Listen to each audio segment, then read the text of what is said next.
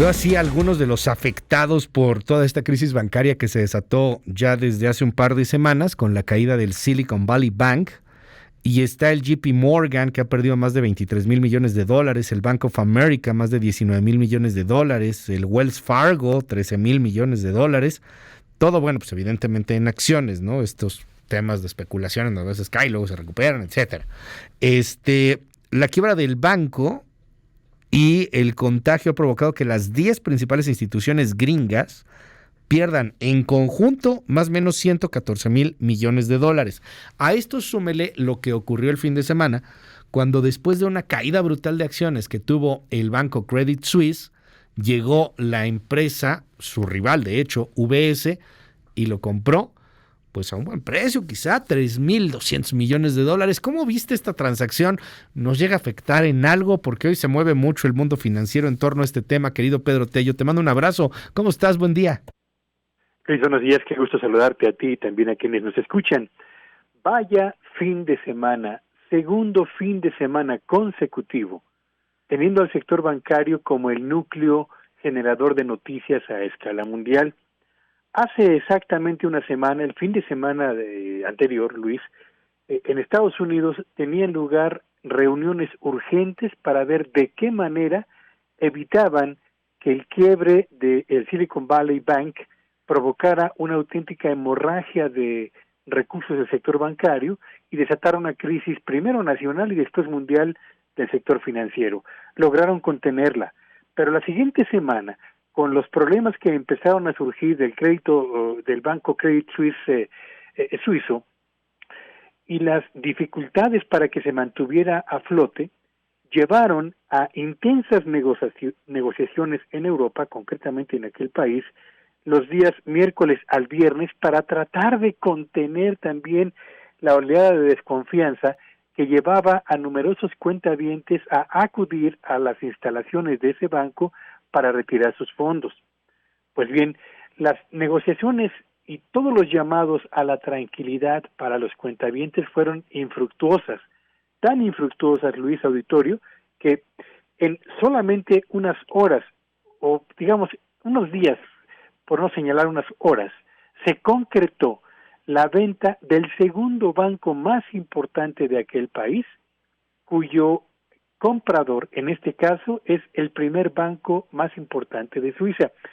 ¿Por qué es importante esto ponerlo en contexto, Luis? Por lo siguiente, ustedes recordarán que el 11 de febrero del 2022, Citigroup salió a los medios de comunicación en México a anunciar la venta de la banca de primer piso Banamex. El 11 de febrero del 2022, estamos en marzo del 2023, han transcurrido prácticamente 13 meses y esa venta aún no se ha concretado. ¿Qué tuvo que haber sucedido entonces en Suiza para que la venta del segundo banco más importante se concretara en unas cuantas horas? Pues la respuesta es muy sencilla.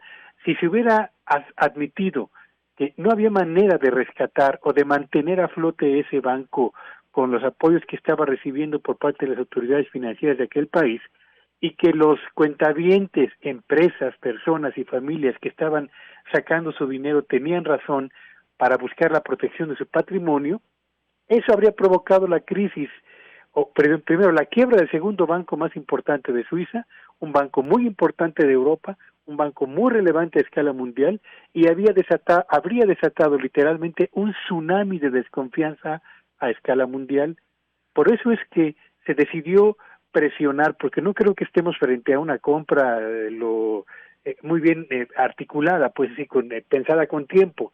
Por eso es que se presionó a los dueños del primer banco suizo para que adquirieran justamente a Credit Suisse con una garantía por 9,000 millones de euros, el equivalente a 3 veces de lo que van a pagar por el Credit Suisse, para enfrentar cualquier contingencia económica si hubiera el caso, más la inyección de una línea de crédito disponible por 100,000 millones de euros para garantizar a USB y al resto de los bancos suizos la disponibilidad de recursos para poder hacer frente a quienes decidan retirar sus fondos de las cuentas bancarias. Esto tratando, insisto, de evitar que el hundimiento del Credit Suisse provocara un tsunami a escala mundial. Pero además, la historia no termina aquí, Luis, y voy a tratar de ser muy rápido.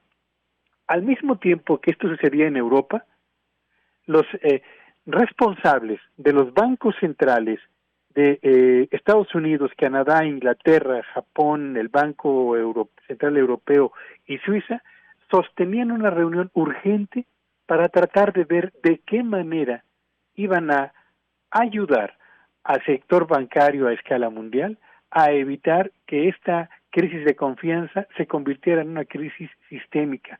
Y lo que acordaron fue que habrá disponibilidad entre estos bancos centrales de dólares o recursos necesarios para que estos bancos puedan disponer de ellos y puedan al mismo tiempo otorgar un préstamo a los bancos comerciales que enfrenten, yo diría, la embestida de los cuentavientes que buscan sacar sus fondos, y para evitar que los problemas de liquidez de estos bancos comerciales se conviertan al mismo tiempo en una caída en cadena de bancos. Así que vaya fin de semana, que lo único que revela son dos cosas, Luis. Hay un dicho en el ámbito financiero que dice: cuanto más hacen los políticos, más inversionistas esperan el arribo de noticias cada vez más desfavorables. Así que, ¿termina la crisis bancaria con esto? No lo creo.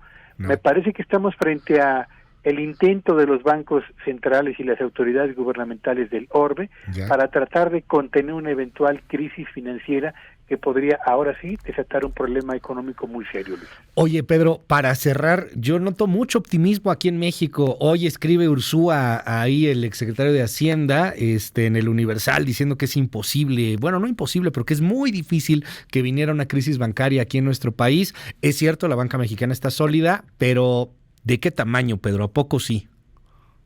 Bueno, lo cierto es que los indicadores que dan cuenta del capital disponible en la banca mexicana, de sus reservas de liquidez y del porcentaje de la cartera de morosidad o del impago de los usuarios del crédito, hablan de que la banca en México está, yo diría, sobradamente llena de salud, pero Luis, recordemos, cuando se presenta una crisis a escala mundial de miedo que desatan los inversionistas del sector financiero, no hay sistema inmunológico en algún banco o en algún sistema bancario que soporte un contagio tan fuerte y tan rápido como el que se desataría en una situación de crisis del sector financiero a escala mundial. Así que digamos que los bancos de México están protegidos porque tienen aquí y para los mexicanos suficientes motivos de tranquilidad en sus indicadores base, pero si se desata una crisis mundial en el sector bancario, Luis,